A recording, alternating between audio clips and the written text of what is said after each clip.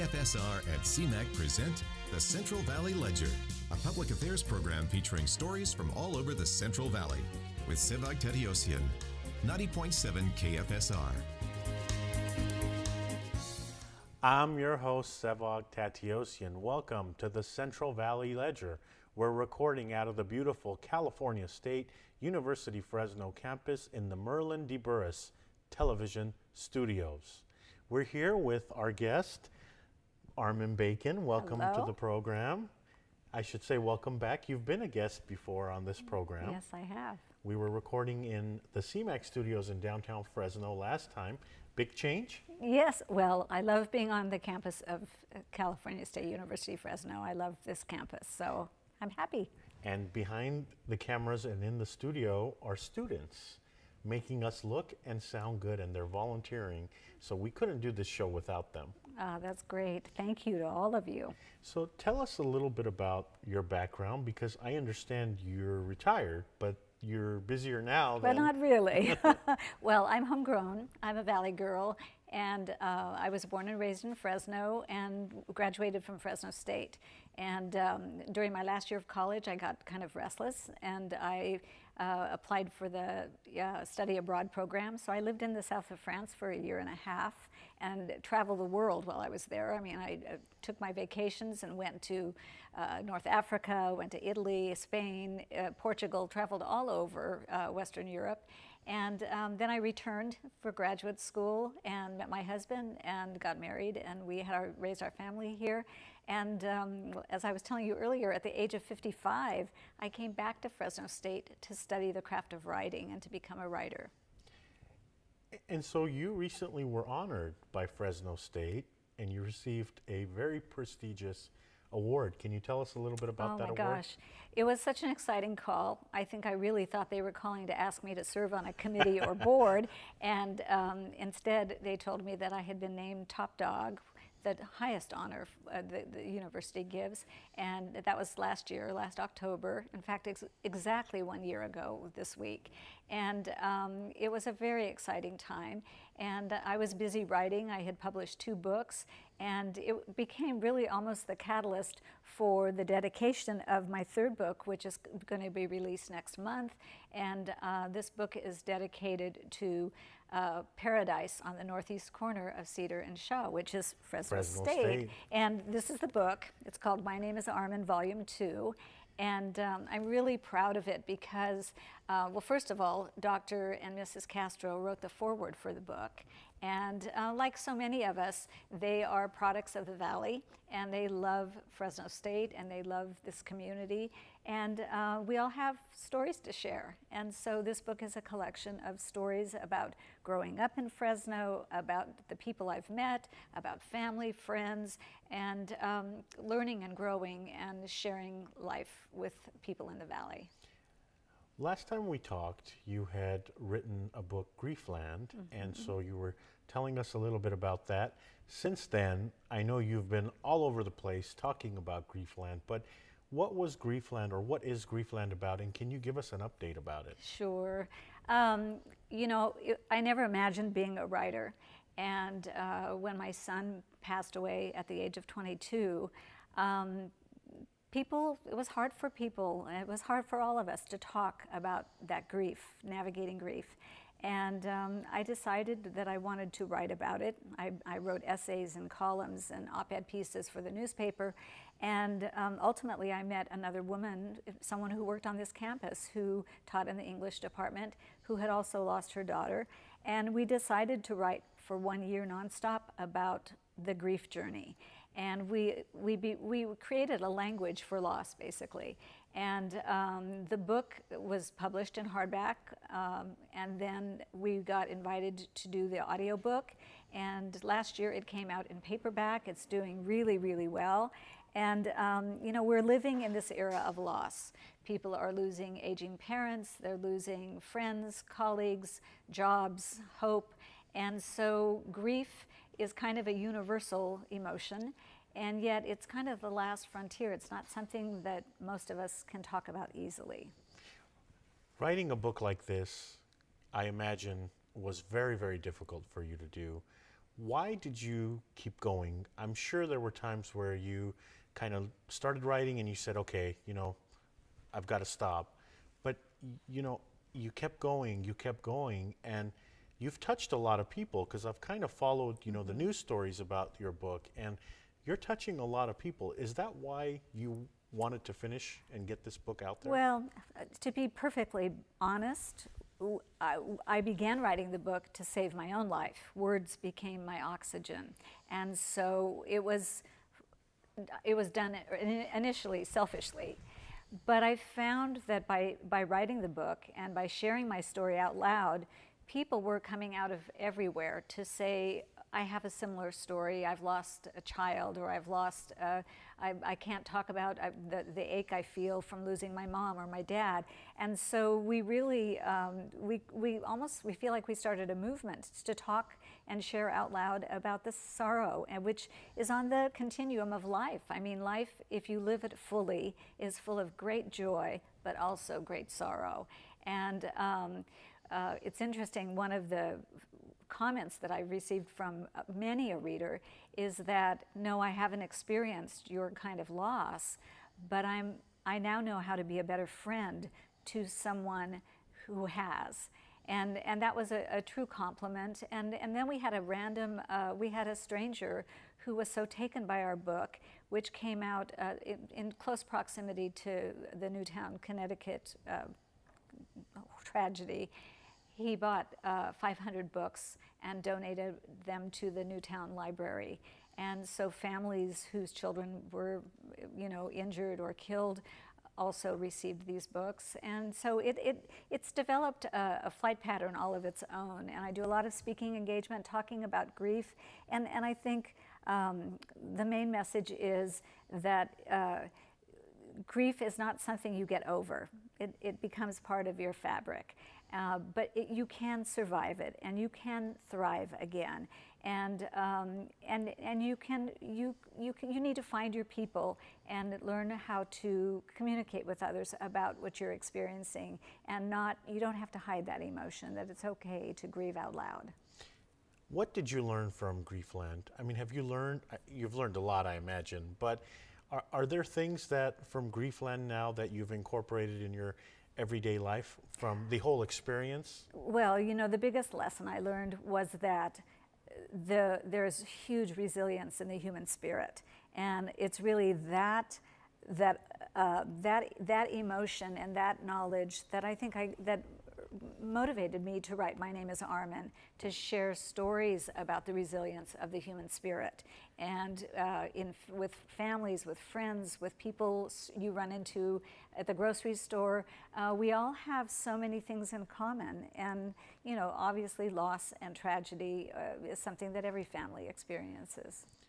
So you also write for the Fresno Bee. Yes. Tell us about that a little bit. Oh gosh, I have a column that appears on the first and third Sunday of every month, and I know I was telling you earlier that I write about life. I write about my family, I write about friends, I write about experiences that happen randomly to me. And I have so many readers who send me fan mail that say, oh my gosh, I've had a similar experience, but thank you for being a voice for that emotion or for that kind of moment that you had in your life. And so I have columns that come out twice a month, and I absolutely love sharing my stories with the public. And I have a strong fan base, and the Fresno Bee is very generous because I think they welcome the opportunity to hear from Valley voices because we are the people of the Valley, and so I'm honored to be a columnist. And that comes out on Saturdays in Valley Voices that you're talking about in the Fresno Bee. And what a great opportunity for people to write in and get their work published and tell their story. I mean, a lot of people tell their story through there. How do you pick your topics? Because a lot of people will say, well, I'll run out of topics if I ever did that. And I worry about that all the time. But it seems like if you are awake, if your eyes are open, if you're living life to the fullest, something always happens that then sticks with you. And I'm very disciplined. I write every day for 2 to 4 hours, And sometimes I free write, and so I don't know what I'm going to be writing about, and then I get an idea. Or I'll have an accidental run-in in the aisle of the grocery store with somebody, and it'll turn into something that would make for a great story. This next week, I'm writing about this political season that we're currently in, and that I've noticed that I think there's been so much frustration that it's caused many of us to be kinder and gentler in our own lives. I've had so many random acts of kindness shared with me, and I decided to write about that because it's an interesting a dichotomy that you have people being kind of cruel to each other during debates, and then here at home, to compensate, we decide we're going to be extra nice to each other. And so tell us a little bit more about when it gets published. You said twice a month? My column? Yes. It comes out the first and third Sunday of the month. So we can be looking for you in the Yes. Fresno Bee.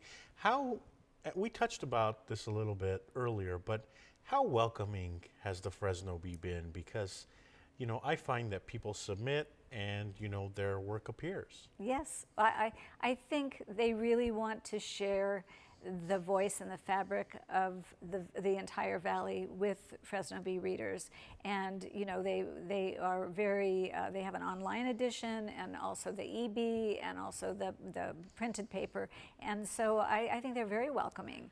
And most people don't know, if you have a story you want to write, you submit it in 700 words. You can email it to the Fresno Bee, and the editors look at it, and if it's timely and relevant and well written, then usually oftentimes it gets published. Sometimes people will not submit their work, not only to the Fresno Bee, but other publications because they're afraid of criticism.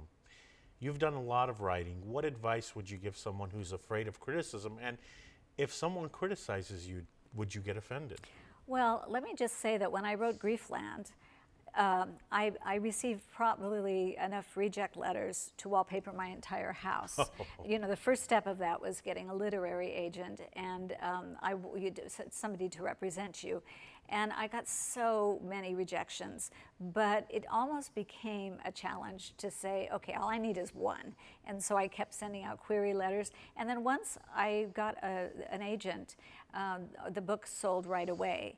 And then for my second book, Fresno State offered to publish it, and same with this volume 2.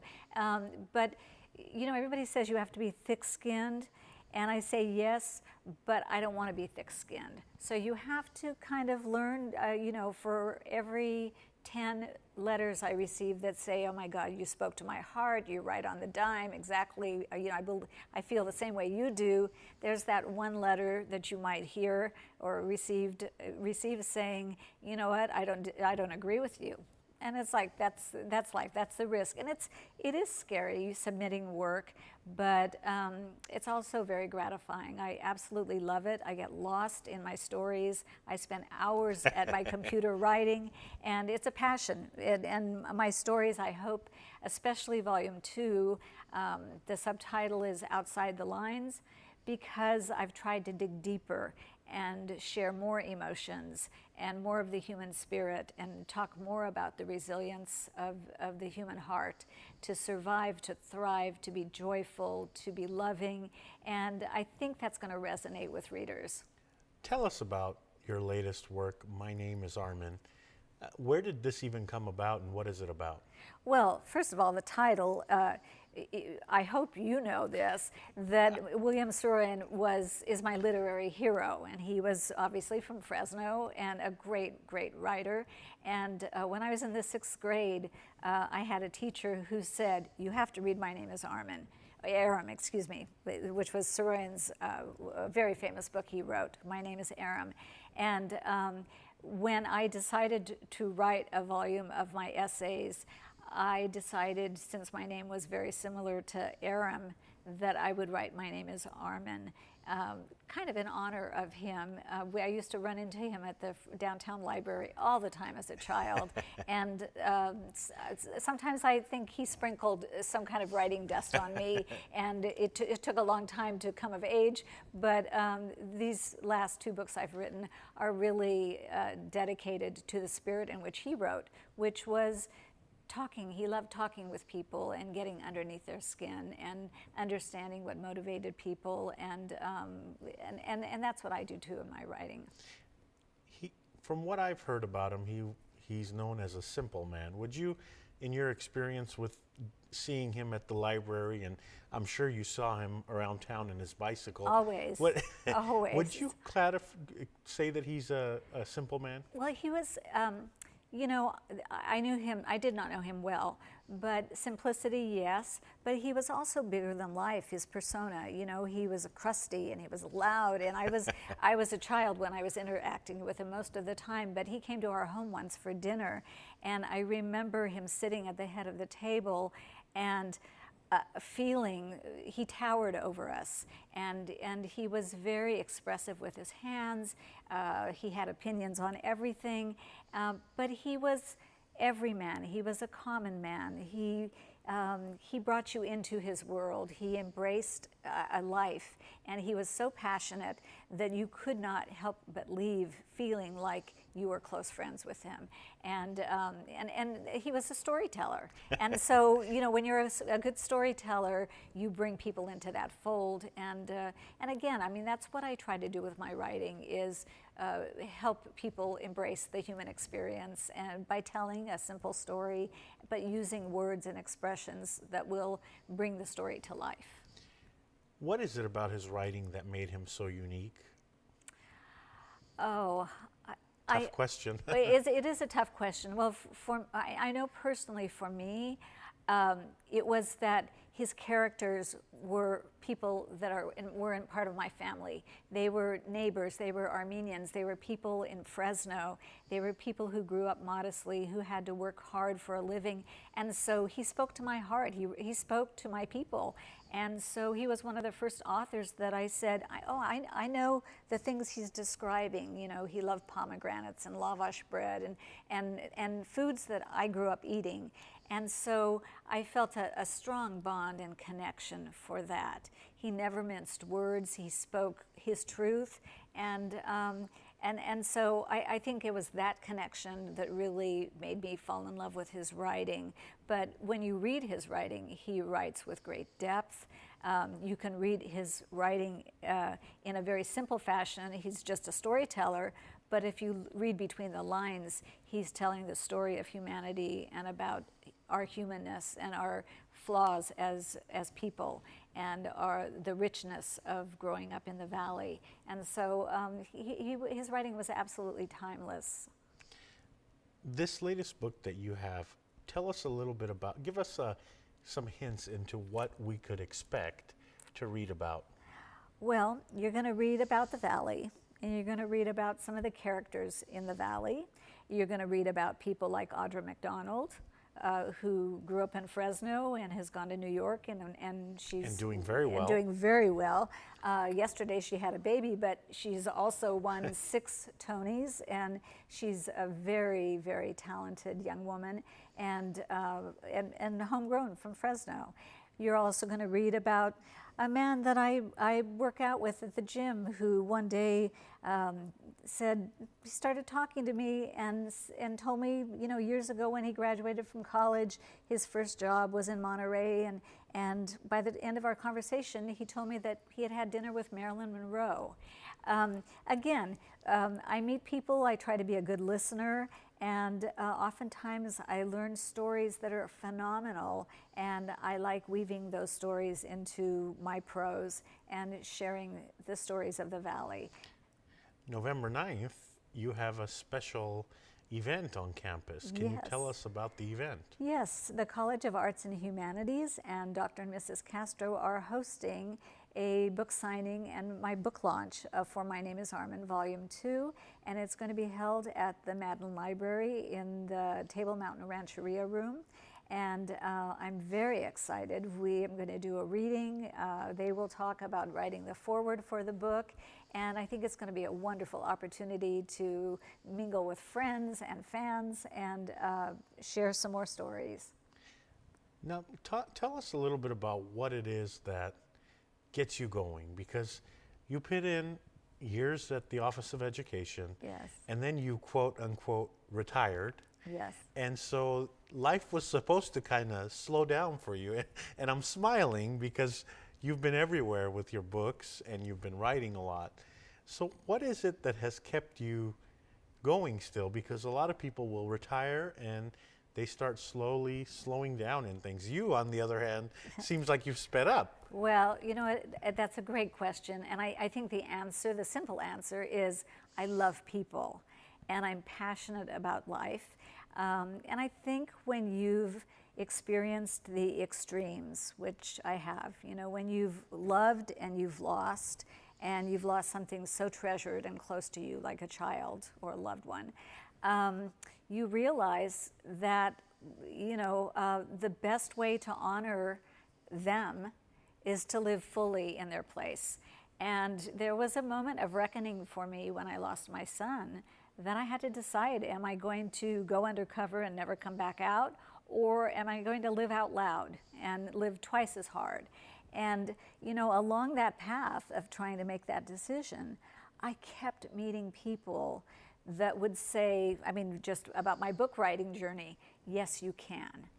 I met a 90-year-old woman who looked me straight in the eye and knew I was struggling and said, I dare you to live your life. And so I have all these little mantras going on inside my brain, and they keep me going. And then, you know, every day, whether I'm on campus at Fresno State or out in the community, there's always somebody who connects with me. And, you know, if you're sequestered at home or hiding in a room, you don't get that opportunity. So you have to be awake, you have to have your eyes wide open, you have to be willing to risk. And I find that I meet so many extraordinary people like you, you know, and the students who are producing this show. I meet so many fantastic people, and I like to consider myself a lifelong learner.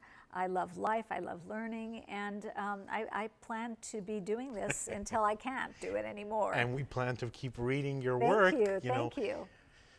For the person who goes through grief and a tragic loss, what advice would you give them to kind of get them out of their, I don't want to say shell, but, you know, people grieve in different ways, and there are people that don't want to get out after such a loss. What advice would you give them? I think the first thing I would say is that there's no right or wrong way to grieve, that any way you get through it is heroic. But the most important thing I found was you need to find your people. And sometimes it's not the people that you think that will help support your journey. Sometimes it's somebody, it's not necessarily your immediate family, because they're grieving too. Sometimes it's a friend of a friend, or sometimes it's an extended friend or a colleague. And some people are just have an easier time of holding your hand and just being quiet and letting you be however you need to be. And then, you know, there's no statute of limitations. It's not something you get over in a month or 2 weeks. And so you have to give yourself permission to navigate through it. And I found that by writing, it was a very cathartic to be able to sit down and write about my experience. And, you know, and I wrote because there weren't a lot of books. There was not a lot of literature about the grief journey itself. And so, but now there are more books available, and sometimes reading, talking to people, getting into counseling, and sometimes just spending some quiet time and trying to remember the good times helps a lot. What is the most touching piece of work that you've worked on? And I want you to think about your columns as well, because you know, it's obvious Griefland would be the answer to that question. But as far as your columns, because, you know, you've written about your mother, your family is important to you. Yes. So what is the most touching column you've written? I would have to say The ones that come to mind right now are the times that I spend with my grandchildren or my daughter, my husband, or my mother, and we have a magic moment that comes out of nowhere. It's a simple moment. I mean, they're not, they're not necessarily the big holiday excursions, or they're not big moments. They're little quiet moments. The one that comes to my mind right now was my first granddaughter, Arden. One night she was doing a sleepover, and she was laying down by me, and she said, "What was your grandmother like?" And it exploded into a beautiful column I got to write, because her grandmother, dresses kind of hip, and I like to think of myself as someone, we go shopping together, but my grandmother was an old world. She came from Armenia. She didn't speak English. I had a very different kind of relationship with my grandmother, and I had really not thought much about that until she asked me the question. And all of a sudden, we were several generations of mothers and daughters, grandmothers, and I tried to paint a picture, and in fact, that story is in this book, about the generations, the beauty between the generations, and that how a simple question could roll out into a beautiful story about what my grandmother was like, and hopefully the magic between myself and my granddaughter. Do you continue to learn each day? I mean, you write a lot and you've experienced a lot of life. Do you continue to learn each day? Oh my gosh, yes. And in fact, it's interesting because this summer, the CSU Summer Arts Program, where I really learned how to hone my writing craft, is returning to Fresno State for 5 years. And they have a writing strand, and I will take every single class that they offer, because writing, there's for the aspiring writer, there's so many genres. There's nonfiction, there's fiction, there's creative nonfiction, there's poetry, and I would like to explore some other genres. And so yes, I plan to keep learning, and I learn from everybody I meet. How can people purchase this book, find out more information about where to get it and what it's about? They can come to the book launch on November 9th. Mm-hmm. They're welcome to come to that, and there will be ads in the Fresno Bee promoting that, and so they can come to the Madden Library on the 9th, or the book will be available at Barnes & Noble and probably Petunia's Place, and they can also order it through the press, which is the publisher on campus, responsible for the book, and that's the press. They can go online, the press at csufresno.edu. We're running out of time this week on the program, but how important is writing? I mean, as we sit here, there are wonderful students at Fresno State making us look and sound good. There are people listening to us from all over this valley. I realized at a young age, writing is so important to convey your message. Yes. Briefly, how important is writing? Well, I think it's very important for us to share our stories with each other, but as a woman my age, I want to pass my stories down to my children and grandchildren, because I know we both grew up with grandparents who were silenced with their stories. They could not share them. And I think for all students, and no matter what your age, the importance of sharing our stories, we learn from each other. And by sharing our stories, we realize that we are less different and more alike. On that note, I could talk to you for hours. Armen, thank you so much for coming on the program this week. Oh, it's been my pleasure. Thank you. That's all for this edition of the Central Valley Ledger. Thank you to the volunteer crew from Fresno State that make this production and every production possible. We couldn't do it without you.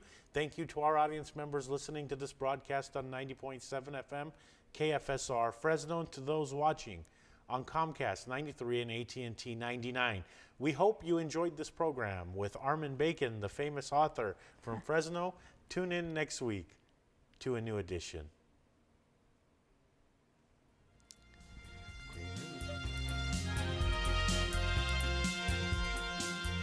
KFSR and CMAC present the Central Valley Ledger every Sunday morning at 11:30. For a complete program schedule, visit kfsr.org.